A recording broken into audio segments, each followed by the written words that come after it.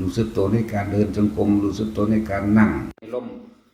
ยืนเดินนอนนั่งบ่มีความคิดออกไปข้างนอกกิเลสเกิดบ่ได้เด้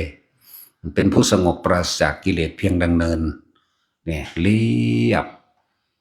มันฝ่ายทางโลกสิมาบีบบังคับยังเฮาเฮ็ดบ่ได้อย่างจังหวะพอผ่านมาเบิดแล้วล่ะเนื้อมือจังอยู่ได้พวกเทเละหรือแถไปเรื่อยเทแหละหรือเทเละเคยมาว่านั่นนี่เฮาก็บ่ได้สนใจเพราะว่าเฮาเอาทำเป็นใหญ่เอาความจริงที่ตัวเองปฏิบัติเป็นใหญ่เอาไปวินัยเป็นใหญ่นะเว้ากันโดยวินัยก็พุ่นเฮาเอาพระพุทธเจ้าบัญญัติพุ่นพุทธเจ้าบ่เคยตั้งสมเด็จบ่มีพระครูบ่มีพระพรหมบ่มีพระเทพบ่มีพระราชบ่มีสันสามัญบ่มีสันราชสันพรหมบ่มีสันธรรมบ่มีเสมอกันเบิดผู้ใดปฏิบัติดีสมควรแก่เหตุมักมีองค์8ตัวนี้ต่างหากให้ทุกองค์ที่บวชเข้ามานี่มั่นใจในตัวเดียวนี้ส่วนอื่นๆสิบีบมาบีบบ่ได้กะอักเลือดนะบ่ต้องห่วงคอยมั่นใจในพระสัทธรรมแห่งตนให้มั่นใจในสัจจะแห่งตนพร้อมให้มั่นใจตัวเองเฮามีข้อวัดปฏิบัติของเฮาบ่แล่นไปนำได้ตามโลกเฮาบ่ได้สนใจได้บัดยุทธาบรรดาศักดิ์ถ้าเฮาอยู่ในทุดงควัตร13ข้อสิได้ข้อใดข้อหนึ่งก็ตามจังต่ำมันก็บ่จังว่ามันก็บ่ต่ำกว่า4 5ข้ออยู่แล้วแหละแล้วแต่เฮาสิอธิษฐานใส่เพิ่มขึ้นไปอีกสิอดหลับอดนอนพรอาหารก็ว่าไปนั่นแหละพยายามที่สิอยู่กับลมหายใจอานาปานสติป้องกันได้ทุกอย่างอานาปานสติร่วมบารมีเบิดทุกอย่างอยู่นี่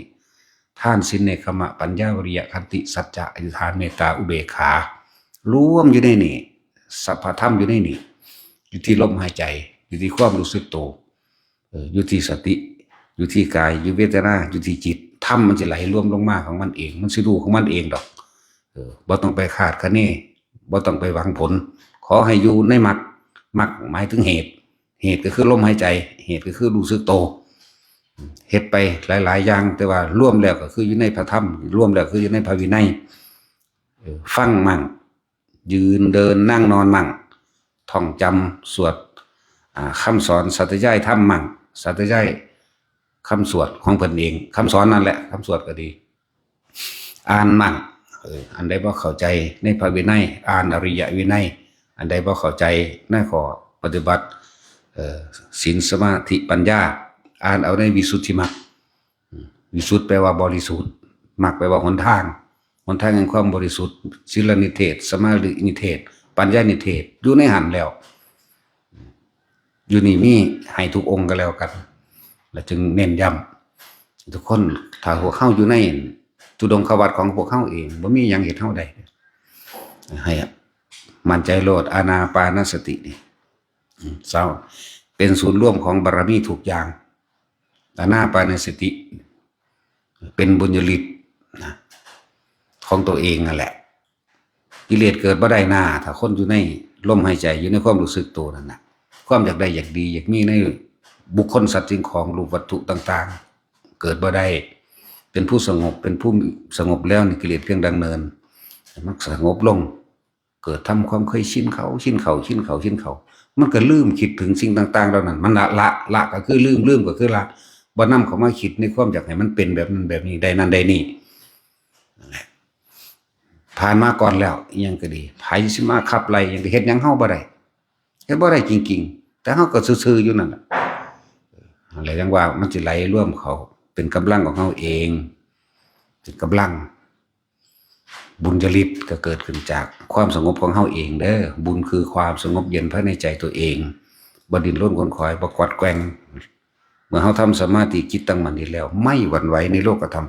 8โลกธรรมต่างๆกระทบกระเทือนบ่ได้ดอกมีแต่สะท้อนขึ้นเบิด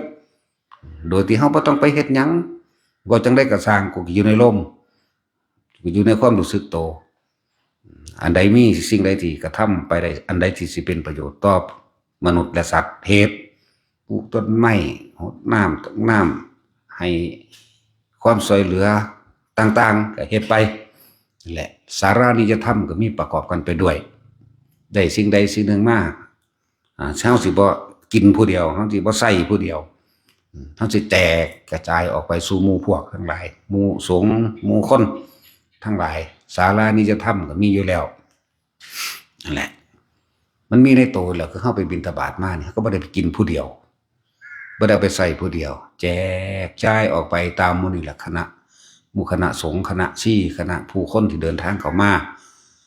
ทุกๆคนมันก็มีศาลานิยธรรมในตนเองแต่ว่าตัวเองบ่รู้ชื่อมันซื่อๆนั่นแหละ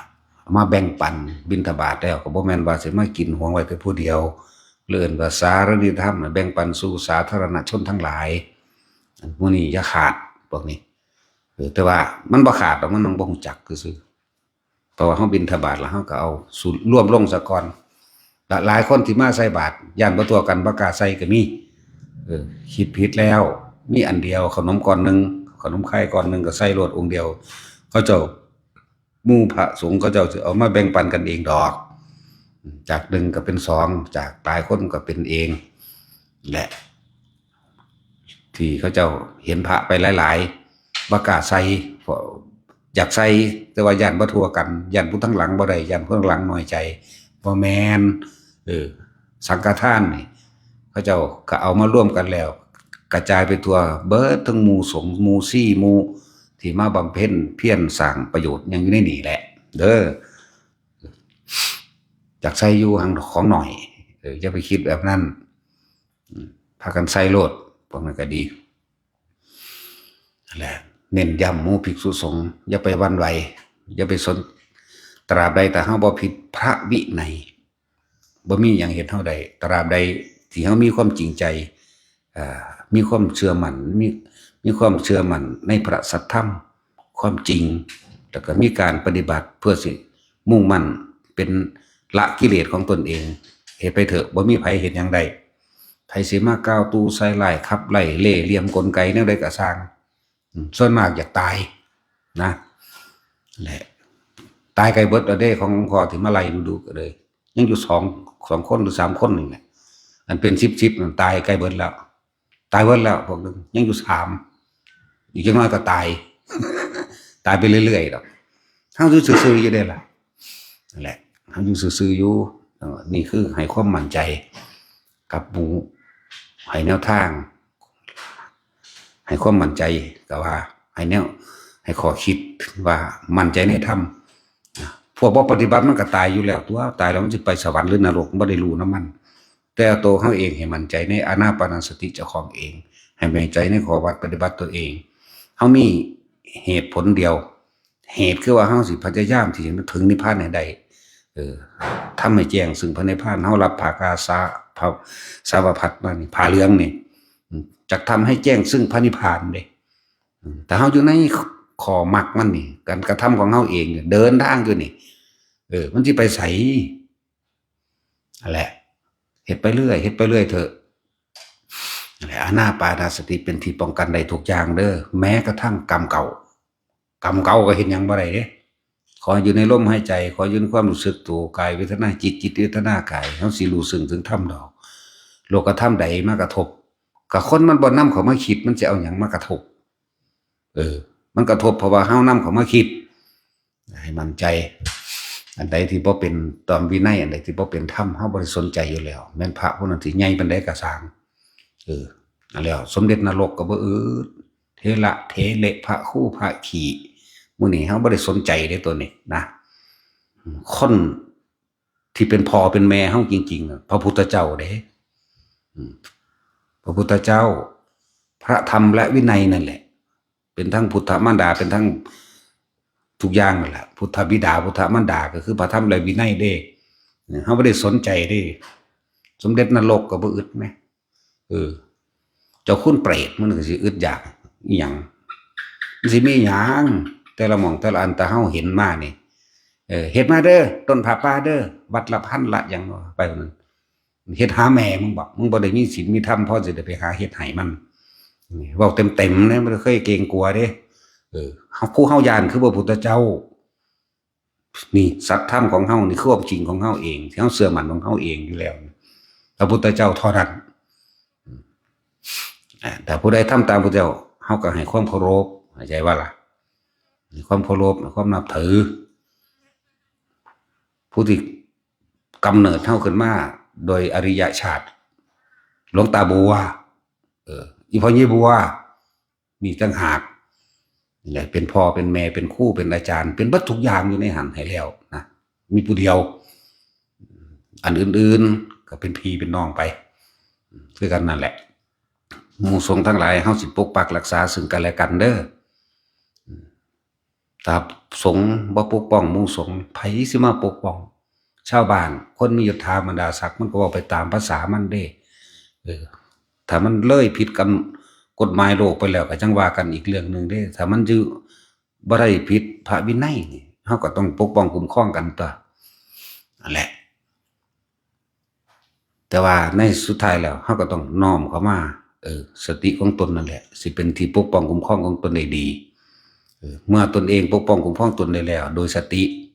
โดยลมหายใจโดยมรรคมีองค์8มันจะเกิดกลายเป็นบุญจริตปกปักคุ้มครองอันตรายอันอื่นใดเองฤทธิ์อันใดมันสิสู่ฤทธิ์แห่งกรรมใดแรงอันใดมันสู่แรงแห่งกรรมใดเด้อนี่เจ้าสิมียศถาบรรดาศักดิ์มีอำนาจสู่อำนาจกรรมบ่ได้นั่นแล้วนาทีกำมังสมังพลังเด้เหนืออำนาจใดที่สิสู่กับอำนาจกรรมตัวเองบ่ได้กรรมดีก็ให้ผลดีกรรมเลวก็ให้ผลเลวอยู่แล้วแหละว่าหมู่ภิกษุสงฆ์เฮาจะให้ความคุ้มครองแล้วก็ปกป้องซึ่งกันและกันนำเด้อส่วนกฎหมายโลกมันก็หาวิธีให้ผิดนะมันสิบีบพุ่นบีบพี่คนมียศถาบรรดาศักดิ์เขาเอิ้นคนเด้สิเจ้าคุณเจ้าขี่หยังกระทางเด้เอิ้นคนย่านตำแหน่งหลุดเอาใจเลียแข้งเลียขาเขาเลียตีนเขานะเฮาบ่ได้สอนเรื่องตรงนั้นเฮามั่นใจในพระวินัยธรรมของเฮาเองที่พระพุทธเจ้าสั่งสอนเฮาเฮ็ดเฮาตามเฮาเป็นประจักษ์พยานให้พระพุทธเจ้าได้แล้วทำเป็นแบบนี้ความจริงเป็นแบบนี้วินัยคือสิ่งที่คุ้มครองเฮาเองฉะนั้นอย่าไปคิดว่าผู้ใดผู้หนึ่งสิมาปกป้องคุ้มครองเฮาตนแลเป็นที่พึ่งของตนโดยธรรมโดยวินัยเด้อนั่นแหละเพราะ